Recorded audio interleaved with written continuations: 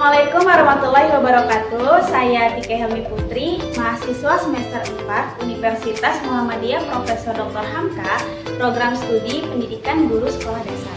Hari ini saya akan melaksanakan tugas pengenalan lapangan persekolahan 1 di MI Khairiyah Mansuriyah.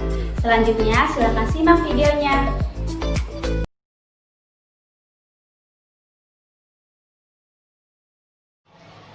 Bismillahirrahmanirrahim. Assalamualaikum warahmatullahi wabarakatuh. Perkenalkan, nama saya Edi Syanto, Magister Sosial Islam.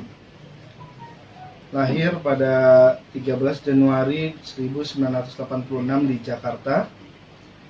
Riwayat pendidikan saya lulus SD pada tahun 1998 di SD Islam Bahagia.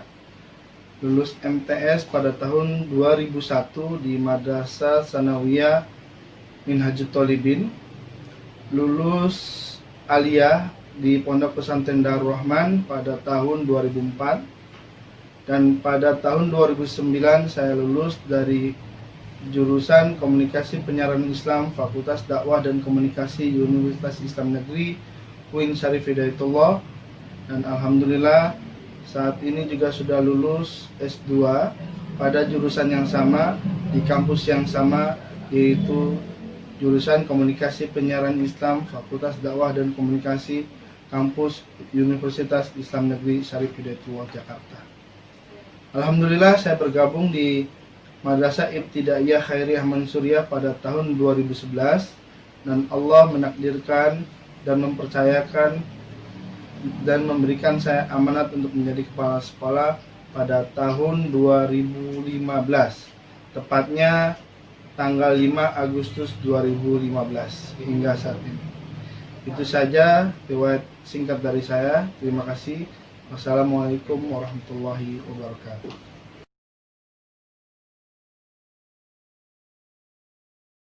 Assalamualaikum warahmatullahi wabarakatuh.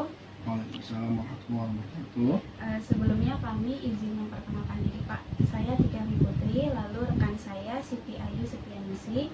Kami mahasiswi dari Universitas Muhammadiyah Profesor Dr. Hamka, program studi pendidikan guru sekolah dasar. Sebelumnya kami juga mengucapkan terima kasih kepada Bapak karena telah mengizinkan kami untuk melaksanakan tugas PLP 1 di sekolah ini. Baik Pak, langsung masuk ke pertanyaan. Saya ingin menanyakan tentang profil sekolah mengenai pemilik atau pendiri dari sekolah MI Khairiyah Mansuriyah ini beserta tanggal pendirian sekolah ini, Pak. Untuk nama lengkap sekolah ini adalah MI Khairiyah Mansuriyah, Madrasah Ibtidaiyah Khairiyah Mansuriyah. Untuk tempatnya beralamat di Jalan Sawalio 2, nomor 27, Kelurahan Jembatan 5, Kecamatan Tambora, Jakarta Barat 11250. Untuk kepemilikan sekolah ini, di sini atas nama yayasan, kepemilikan yayasan, wakaf, sudah wakaf. Dan yayasan itu adalah Yayasan Pendidikan Khairiyah Mansuriyah, dan pendirinya sendiri adalah Tuan Guru Mansur, salah satu ulama dan pahlawan yang berjasa untuk negara kita. Untuk tanggal pendiriannya adalah tanggal 3 Januari 1930. Jadi tuaan sekolah ini ya. Apalagi? Baik Pak, lalu untuk visi dan misi sekolah ini? Oke. Untuk visi misi, visinya adalah berilmu, bertakwa dan beramal soleh. Dan misinya ada 3. Yang pertama, melakukan KBM yang maksimal. Yang kedua, menanamkan disiplin, jujur dan bertanggung jawab. Yang ketiga, membudayakan 3S, yaitu salam, senyum dan sopan atau sapa. Namun dari visi misi ini kita juga mempunyai 2 lagi, yaitu tujuan dan moto. Tujuannya adalah memberikan dasar-dasar ilmu pengetahuan agama dan umum untuk membentuk siswa-siswi yang cerdas, terampil dan berakhlak mulia.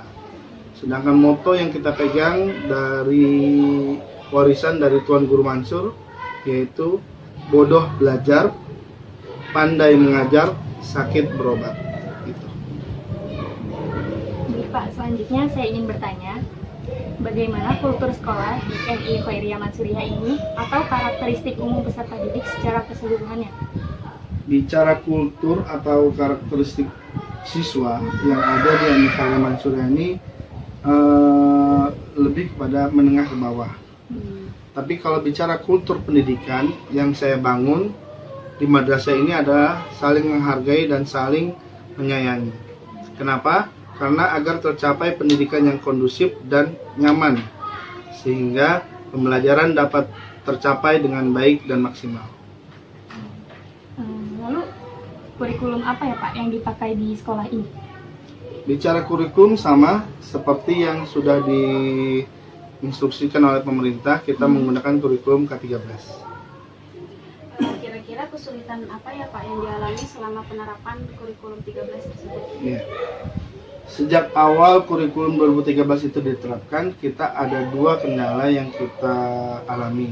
Yang pertama adalah infrastruktur atau media yang belum memadai. Yang kedua, SDM atau guru yang masih harus banyak belajar dengan kurikulum K13 ini.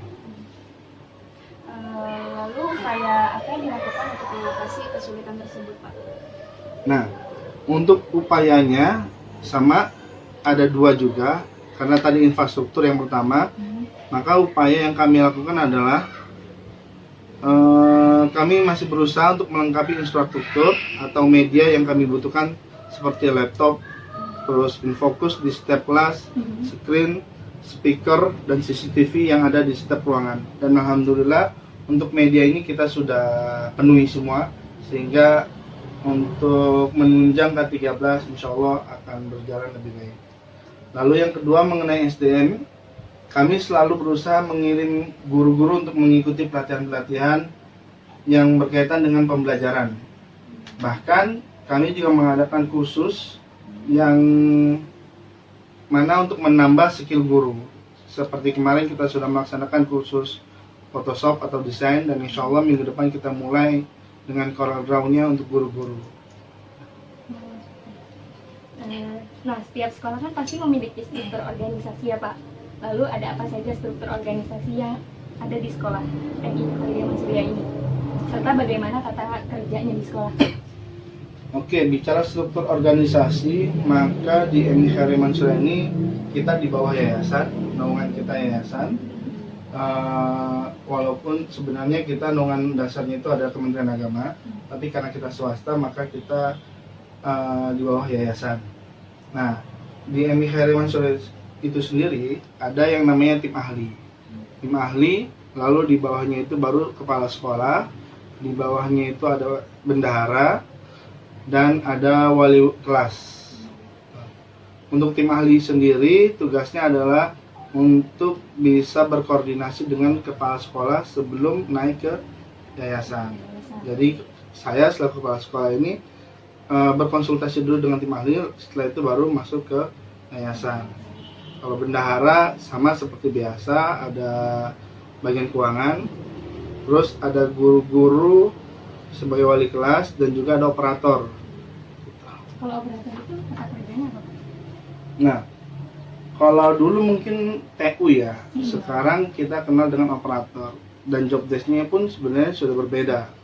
Operator itu lebih kepada pendataan yang sifatnya online maupun offline, gitu, kesiswaan dan lain-lainnya. Baik Pak, lalu di MI Khairiyah Mansuriah ini kan pasti ada peraturan atau tata tertib. Lalu ada apa saja peraturan atau tata tertib yang ada di MI Khairiyah Mansuriah ini? Oke, bicara tata tertib, maka ada dua tata tertib yang kita gunakan. Yang pertama tata tertib yang kita berlakukan untuk guru, dan yang kedua tata tertib yang kita gunakan untuk siswa. Namun untuk guru sendiri ada 8 tata tertib yang harus dilaksanakan oleh guru. Seperti hadir 15 menit sebelum bel, terus harus mengisi daftar hadir, dan lain-lainnya. Sedangkan untuk siswa itu sendiri ada kurang lebih 15 menit tata tertib yang harus dipatuhi oleh siswa. Nah, setelah itu ada konsekuensinya juga. Ada 3 konsekuensi untuk guru. Yang pertama biasanya apabila ada kesalahan atau pelanggaran dari guru itu ada pembinaan. Biasanya pembinaan ini secara lisan. Lalu ada surat peringatan 1, 2, 3 dan ini pasti tertulis. Dan yang ketiga itu ada tindakan tegas. Dan biasanya ini kita langsung komunikasikan dengan yayasan. Kalau untuk siswa bicara konsekuensi dari dari tata tertib itu sendiri ada 4. Yang pertama sama pembinaan, lalu pemanggilan orang tua, lalu surat peringatan, dan terakhir kalau surat peringatan 1, 2, 3 tidak bisa juga, maka kita pulangkan ke orang tuanya dengan baik.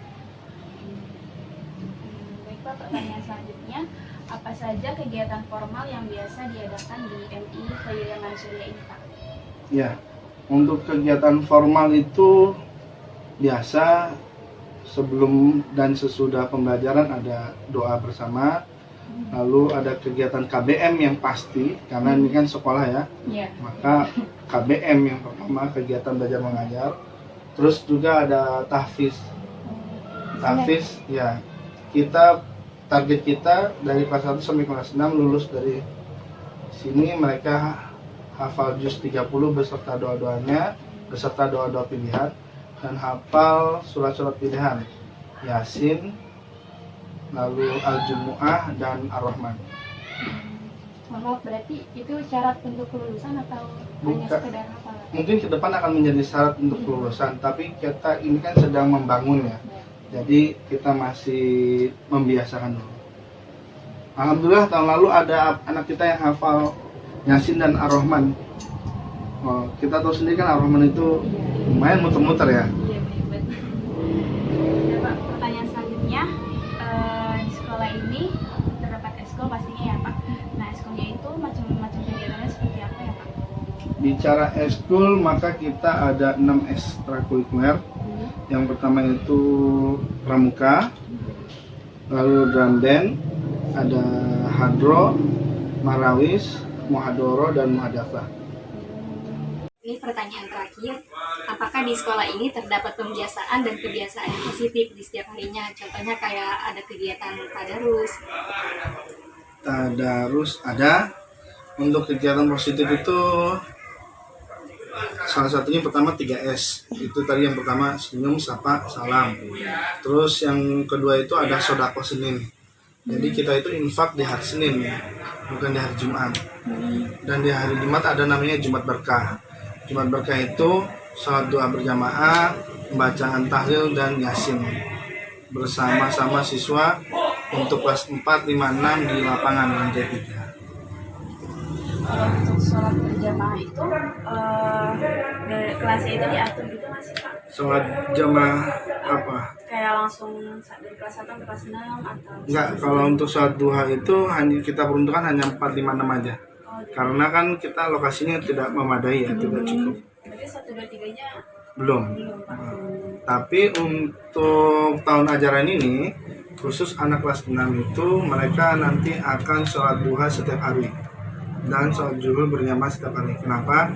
Karena untuk tahun ini kita mencoba kelas 6 itu pembelajarannya lesehan. Di lantai 3 terus lesehan hanya meja aja, meja kecil. Kan kita mau sholat jemaah kan bisa tinggal angkat mejanya. Cukup pertanyaan dari kami.